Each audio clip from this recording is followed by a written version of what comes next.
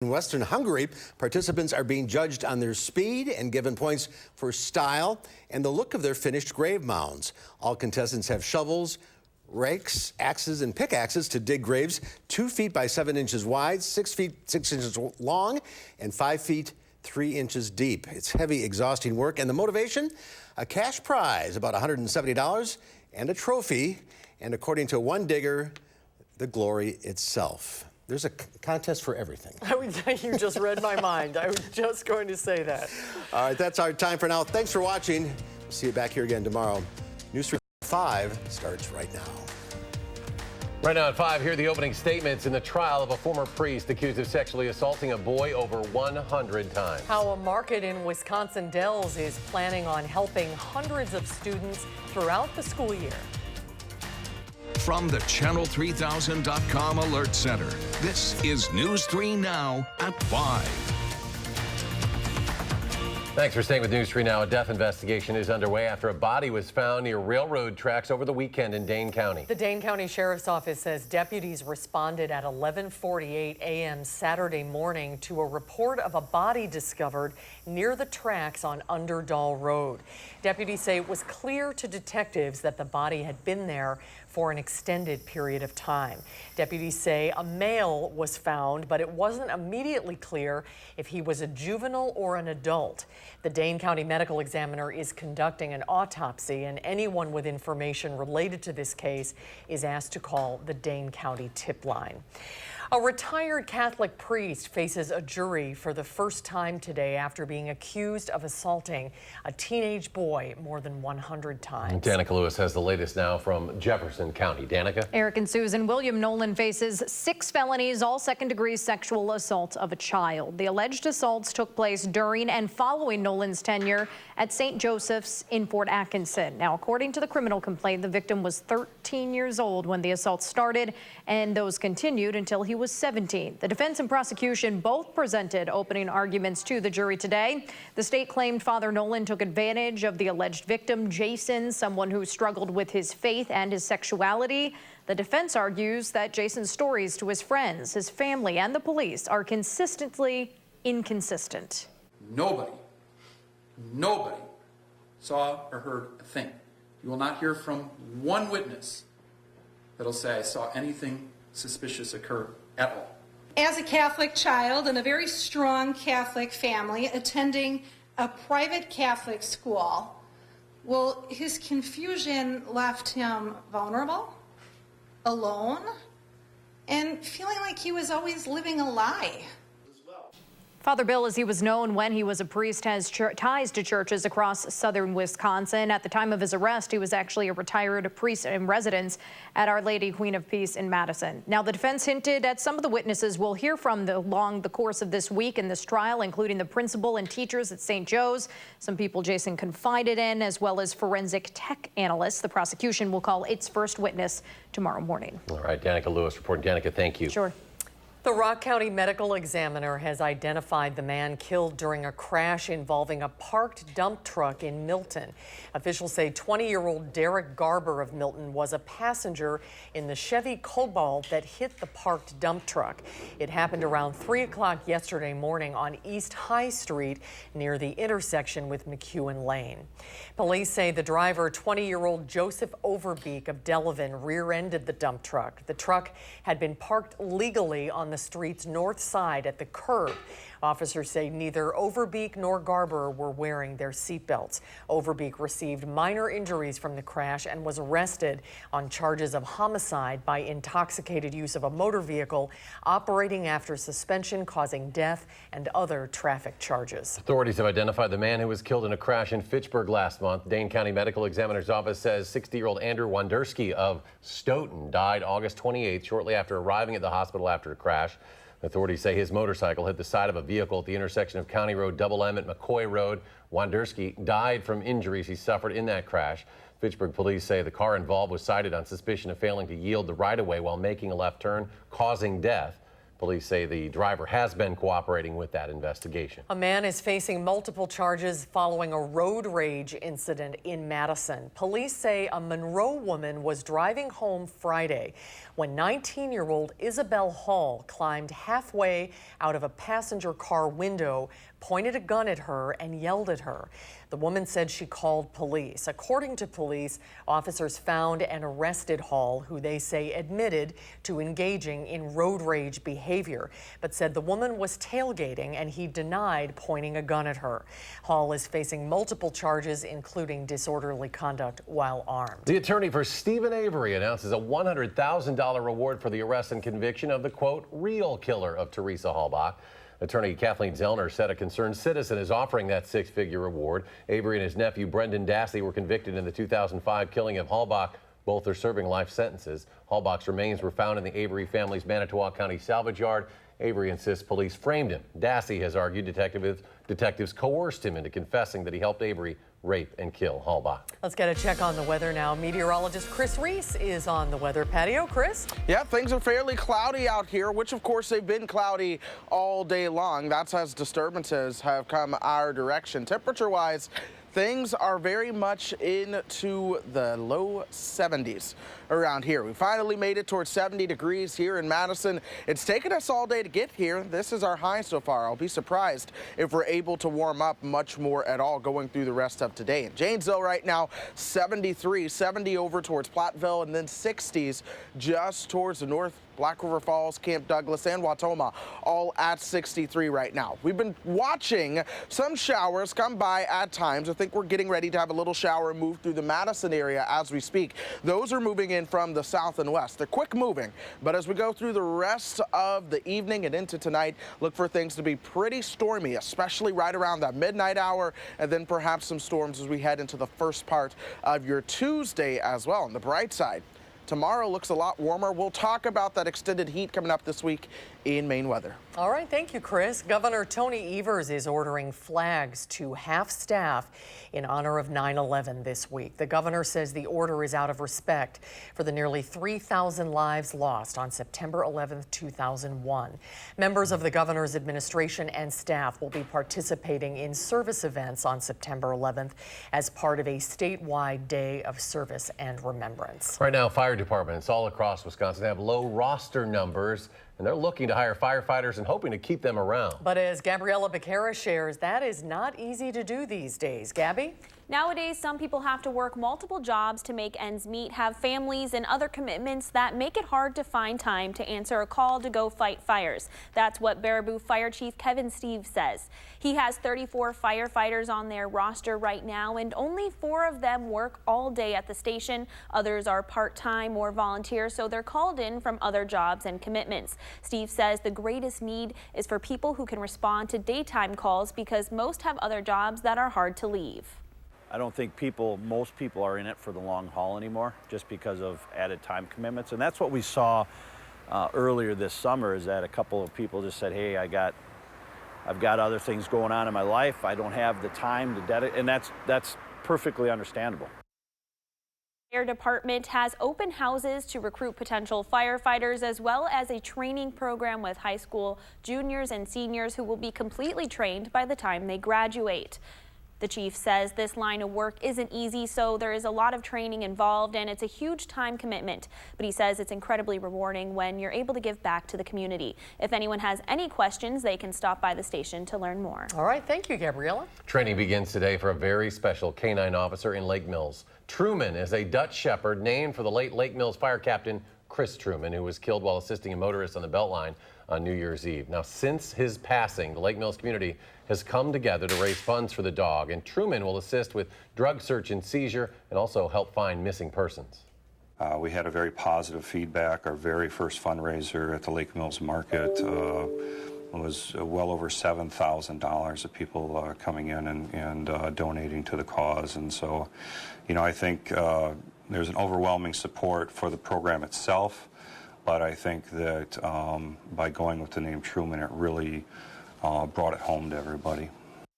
His family was very supportive. Truman graduates October 18th. The police department hopes to schedule a community meet and greet sometime in November.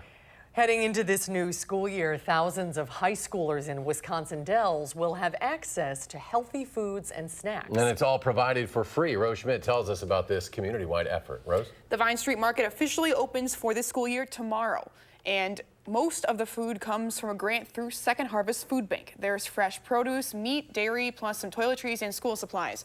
The market first opened at Wisconsin Dells High School last November and was revamped this school year with new shelving and a new cooler, meaning they can now have twice the amount of fruits and vegetables. Those in charge are quick to point out that they're not calling it a pantry, it's a market. The principal says the idea is to level the playing field. We know that students come from varying backgrounds and have access to materials that, it varies. But even more than that, it's for all students.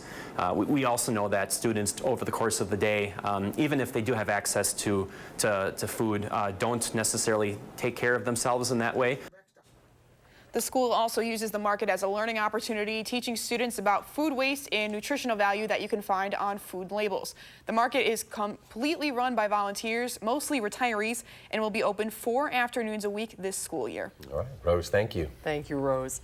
Madison police say there is no such thing as a safe app. Children are being targeted through social media, websites like Pinterest, photo sharing apps, and even through secret apps now. Police say as a parent, you should know what's going on with your kids' phones and who they're interacting with. Madison police say it's important to know their passwords and to talk with them about what they should and shouldn't be doing when it comes to talking to people they don't know online or through apps. Sergeant Julie Johnson with Madison PD says there are ways that kids can get around you looking at their phones. They're doing it through secret apps. There are secret apps that are purposely meant to hide from prying eyes that don't look like a secret app. They look like a calculator. And there's several of those out on the market that parents should be aware of. And if their child has more than one calculator app, that might be a clue that there's something they're trying to hide from you, and you might want to check that out. There is a list of resources available on the Madison Police Department's website about how to install parental controls and how to monitor your kids' activity on their phone and much more. We have a link to that information on our website, channel3000.com. Tickets for Hamilton at Overture Center will go on sale September 28th. They'll be available at 8 a.m. in person at Overture Center and also online at overture.org by 10 a.m. that day. Hamilton will run in Madison November 19th through December 8th. Tickets range in price from $99 to $234.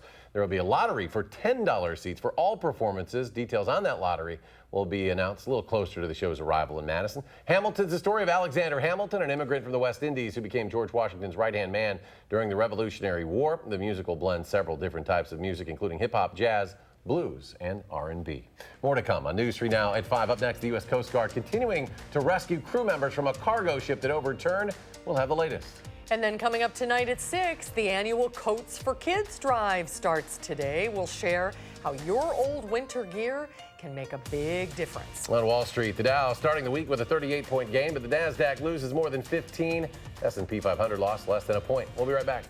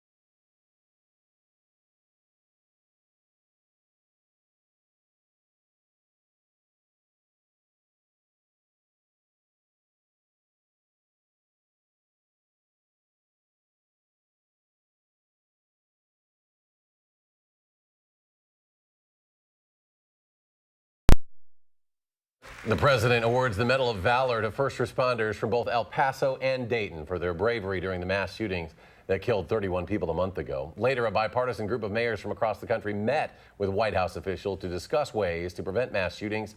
Democrats and Republicans have been discussing gun safety ideas with the president's team now for weeks. The White House is expected to release its own legislative proposal, but it's not clear exactly when. We are talking about a lot of different things, but at the same time, we have to protect our Second Amendment very strongly. We've got to start with universal background checks. The American people agree with it, so it is an action that will save lives. Now, in a radio interview last week, Senate Majority Leader Mitch McConnell said he'd bring any gun safety bill to the Senate floor as long as it has the president's support. President Trump took the world by surprise when he announced on Twitter that secret meetings with the Taliban and Afghanistan's president were off. The announcement comes in the wake of a Taliban suicide bombing that killed 12, including a U.S. service member whose remains were returned home Saturday night. When I heard, very simply, that they killed one of our soldiers and 12 other innocent people, I said, there's no way I'm meeting on that basis. There's no way I'm meeting. In a statement, the Taliban says the canceled talks will damage America's reputation, unmask its anti-peace policy to the world even more, and increase its loss of life. The Coast Guard is working to free the remaining crew members from a cargo ship that overturned and caught fire off the coast of Georgia. Coast Guard crews have rescued 3 of the 4 crew members from the Golden Ray cargo ship off St. Simons, Georgia. The workers are trapped for nearly 35 hours. The massive cargo ship ran into trouble shortly after leaving port on Sunday. 20 people were rescued from the ship before smoke and fire suspended that rescue mission. We hope we'll have great news here in the coming moments that the 4th survivor has been able to be reached and will be extracted. Officials are investigating to see if weather played a role. The port remains closed to all shipping traffic as officials figure out how to get that ship upright once again. The United Nations says about 70,000 people in the Bahamas are in need of food and shelter. Government officials say they've evacuated 3,500 hurricane victims, and thousands more are scrambling to escape the damaged areas. The government in the Bahamas said today the death toll from Hurricane Dorian has risen to 44, and they expect it to continue to rise. We spent all last week with our meteorologists trying to figure out where Dorian was going. Nothing on that radar this week, we hope, Chris. Yeah, not in the tropics anyway. We are watching some showers and thunderstorms that are coming our direction from the south and west now. A lot of these aren't all that strong, but there's just a little lightning with them, so you might hear a rumble of thunder or two. One of those is just towards the south and east of Beloit, one moving through Janesville right now, another one just to the north of Monroe and Glarus. And then as you work your way towards western Dane County, places like Mount Horeb and Verona starting to get in on some shower activity. That goes back through parts of Iowa County and then all the way up through Crawford County and back towards the Mississippi River. What you're actually seeing is a warm front that's starting to lift its way on northward, and we've had the areas of showers and thunderstorms around pretty much all day long. And we're going to see more of that as we go throughout the upper Midwest, going through the overnight hours. I do want to point out this yellow box that you see just towards the south and west, and also tell you that we do have that slight risk of severe weather towards the south and west as well. Marginal risk for severe weather in the Madison area.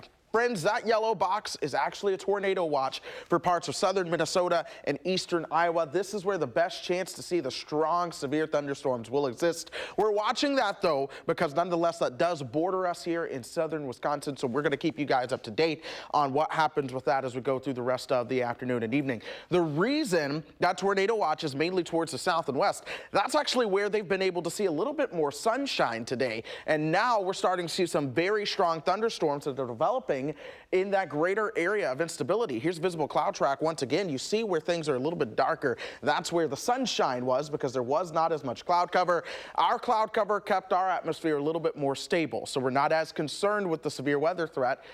But we've also been cooler with the cloud cover around as well. Our high today, 70 so far. Normally we top out right around 75 degrees. Our normal low, 53. We woke up at 57. We are still at 70, and those winds are coming out of the south and east at 14 miles per hour. But that thick cloud cover, folks, is going to keep those temperatures on a cooler note. The Dells at 66, 63 as you work your way towards Wautoma. And things were a couple degrees warmer where there was a little bit more sunshine. 72 in Prairie du Chien right now. Let's put this into motion, though. We'll go through the rest of the evening, and you'll start to notice a line of showers and thunderstorms that develops towards the west. This then pushes towards the south and east as we go through the overnight hours. Midnight, 1 o'clock, things are going to be noisy. This line of showers and thunderstorms will move on through. I suspect it'll likely have a lot of lightning with it. That'll push on towards the south and east, and we may see some lingering showers around into tomorrow. But check this, 11:30, 1 degree shy of 80. Things warm up with that southerly wind taking over. We'll likely see those highs right around 84 to 85 degrees. So tomorrow is a day that's certainly going to feel like summer. That's all thanks to this warm front that's lifting towards the north. But then the cold front behind it never truly makes it here. It's going to stall out and really have a tough time actually gaining traction and momentum in terms of moving. So this is going to keep the clouds around this week. This is going to keep the shower chances around this week, but we're going to be on the southern side of that. So that's why we are going to stay just a little bit warmer as we go through the week. Another warm front arrives as we head towards Thursday, and then eventually we'll see a cold front take over that knocks our temperatures back down. But we are talking well above average temperatures Tuesday, Wednesday, and Thursday before cooling back towards normal, if not slightly below, as we head into the weekend. But then we'll warm up again. We're looking at a very strong probability of above normal temperatures as we go through the middle of September, and that just means we are going to be staying active as well. Quite a few rain chances in your forecast, but we do have some dry days in the mix as well. Temperatures will be staying comfortable into the 70s. Let's go ahead and get you your first alert traffic as you begin to head home. I do want to tell you the belt line is certainly seeing the slowdowns going through today. Some areas moving as slow as 6 miles per hour. You have a stalled vehicle in the eastbound direction of the belt line. This is closer towards Stoughton Road. Also more brake lights starting to show up downtown as well, but the belt line is certainly the problem spot. Right now, John Nolan to the interstate taking you 10 minutes. From University towards the interstate is taking you just under an hour, and then on the eastbound direction as well, it's taking you just under an hour. So folks, pack the patience. You're going to need that today. All right, thank you, Chris. Ahead on News 3 Now at 5, nearly every state joins a new investigation into Google. We'll have more on the scrutiny the tech giant is facing after a short break. News 3.